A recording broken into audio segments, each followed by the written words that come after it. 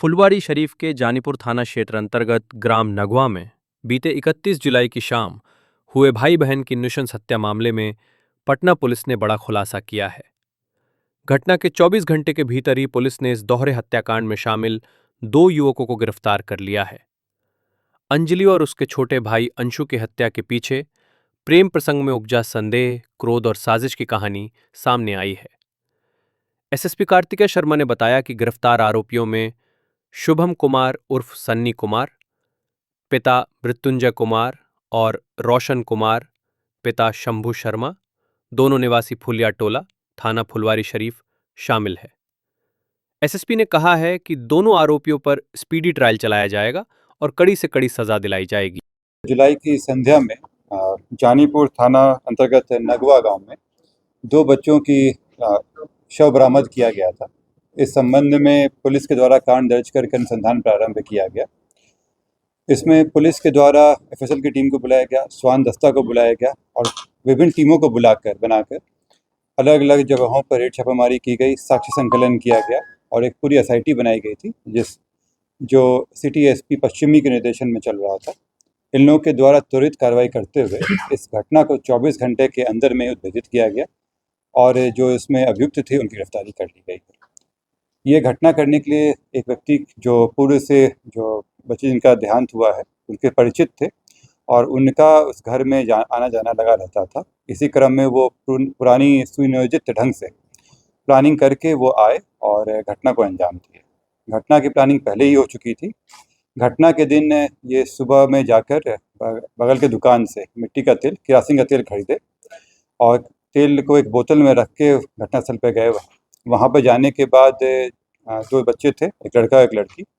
लड़का वहाँ पे सो रहा था, लड़की गेट खोली थी। ये अंदर गया और ईंटा से लड़का को मारा और लड़की का गला दबा के उसकी हत्या कर दी।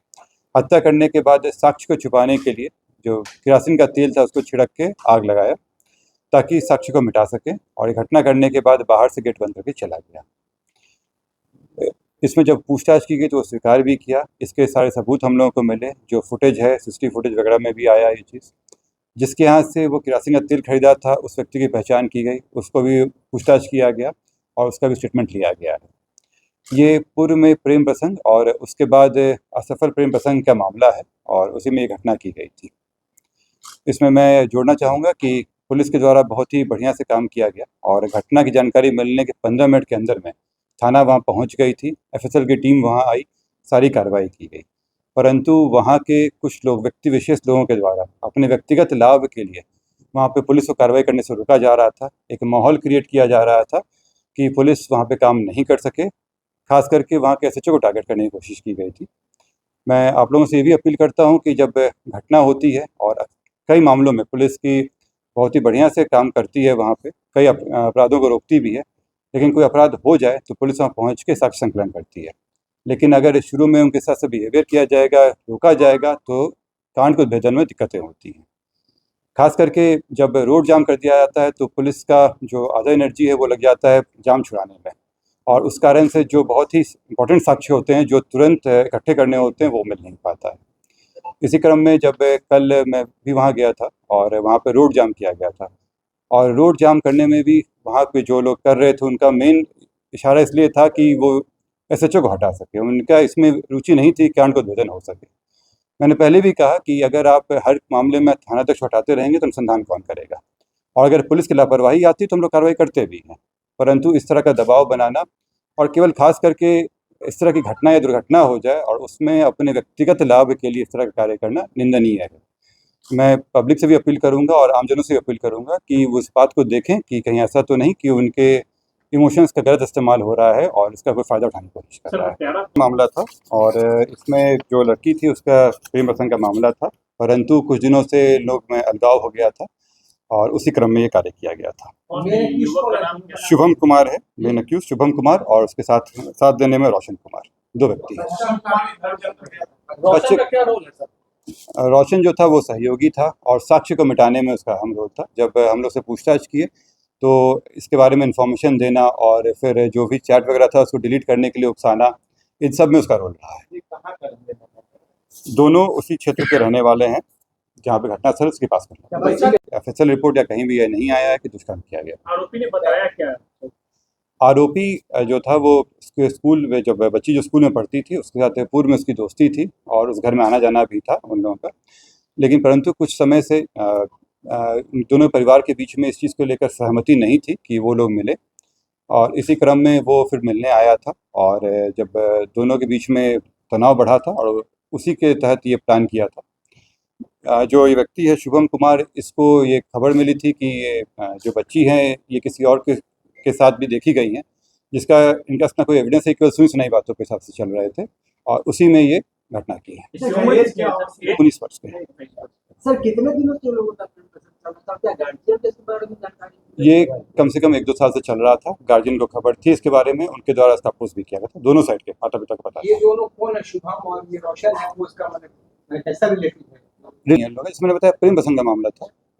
बालिक है दोनों दोस्ती के में है। अभी तक जो आया है उसमें ये पढ़ाई कुछ समय पहले करके पढ़ाई छोड़े हुए थे शुभम कुमार, रोशन कुमार की पढ़ाई चल रही थी। ये नशा का आदि थी। इस तरह जानकारी हम लोग अभी नहीं मिली, नशा का ऐसा कोई नहीं मिला है। अच्छी मायना नहीं, इसमें जैसे मैंने बताया कि अभी तक वाला में नहीं आया कोई इस तरह के कि उनके साथ कोई जबरदस्ती की गई हो, लेकिन जब फाइनल रिपोर्ट आएगा उस हिसाब से कार्रवाई होगी। अगर इस तरह का मामला आता है तो पॉक्सो एक्ट करेगी। कितने लोग शामिल हैं? इसमें 2 लोगों का सहभागिता आया है और साथ ही में जो व्यक्ति केरोसिन का तेल बेचे थे, क्योंकि वो बच्चे को बेच रहे हैं और बिना जानकारी के ज्वलनशील पदार्थ बेच रहे हैं, तो उनके अभी बयान उनका भी किया गया, उनसे पूछताछ की गई है और उनका बयान दर्ज कराया जाएगा कोर्ट में। कितने बजे संजय के आसपास आई थी और ये घटना उसके बाद घटी।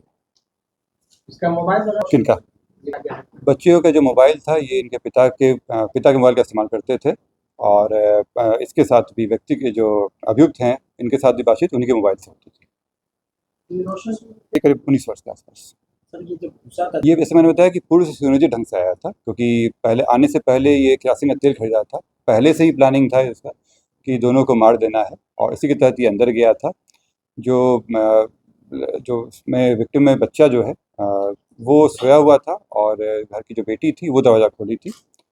ये उसके बाद दोनों की हत्या किया और सबूत मिटाने के लिए फिर वहाँ आग लगाया था। कि इन लोगों की जानकारी थी कि इन लोगों के बीच में आपसी बातचीत होती है। जब ये घटना हुआ तो भी कहना चाह रहा हूँ कि इतनी बड़ी घटना हुई, आसपास घर भी थे, आग भी लगी थी, धुआं भी निकला था और मैंने उसमें भी अपील किया था आप लोगों के द्वारा कि वहाँ पे गांव में काफ़ी लोगों को जानकारी होगी क्या है, और इसी के तहत कुछ लोग जो सामने आए उनसे ही हम लोग जानकारी मिली। और मैं फिर से अपील करूँगा कि अगर कोई घटना घटती है इस तरह की तो वो पुलिस का सहयोग करे, क्योंकि पुलिस और पब्लिक साथ में रहेंगे तभी एक दूसरे की सुरक्षा हो सकती है। और वो अगर जानकारी देंगे तो उनकी बातें गुप्त रखी जाएगी, उनके नाम को पब्लिक नहीं किया जाएगा। कितना दूर है जो है वो 3-4 किलोमीटर के अंदर का क्षेत्र है। बिल्कुल हम कोशिश करेंगे कि जल्दी से सजा हो सके। लेकिन अब बच्ची उसको पसंद नहीं करती थी और इसकी जो दोस्ती कराई थी इसके सही जो दोस्त है रोशन द्वारा करवाई गई थी। रोशन और बच्ची एक ही स्कूल में पढ़ते थे। जब बच्ची इसको लायक नहीं कर रही थी तो इसको इस चीज़ को गुस्सा आया और कि भाई अब मुझे पसंद नहीं करती है तो मैं अब इसको जीने नहीं। इसी चीज़ की भावना का बदला लेने के लिए ये बच्ची के घर पर गया। चूँकि पहले से आता जाता रहता था तो बच्ची द्वारा बहुत ज़्यादा इसका विरोध नहीं किया गया और उसमें पहले से प्लान करके इसको कि मुझे बच्ची को मारना है, केरोसिन की बोतल लेके गया था और इस घटना को उसने अंजाम दिया। उसके मुंह में कपड़ा पोस्टमार्टम की रिपोर्ट में आएगा, लेकिन अभी जो हम लोगों ने इन्वेस्टिगेशन की उसमें इसकी पुष्टि हुई। घर से क्या कुछ बरामद हुआ? साक्ष्य संकलन FSL द्वारा किया गया है, उस पर कार्रवाई की जा रही है। जो चीज़ें आएंगी उसमें रिपोर्ट में वो तभी पता चलेगी जब उसका रिजल्ट आएगा। पुराना आपराधिक इतिहास में नहीं। बैकग्राउंड क्या है? पढ़ाई लिखाई बैकग्राउंड ये है कि लड़की का जो एक्यूज है शुभम उर्फ सन्नी, उसके माता पिता और जो पीड़िता है उसके जो माँ है एम्स में वहाँ काम करते हैं, उसमें लड़का के पिता बाल काटने का काम करते हैं और उसकी लड़की की माँ, बच्ची की माँ एम्स में वहाँ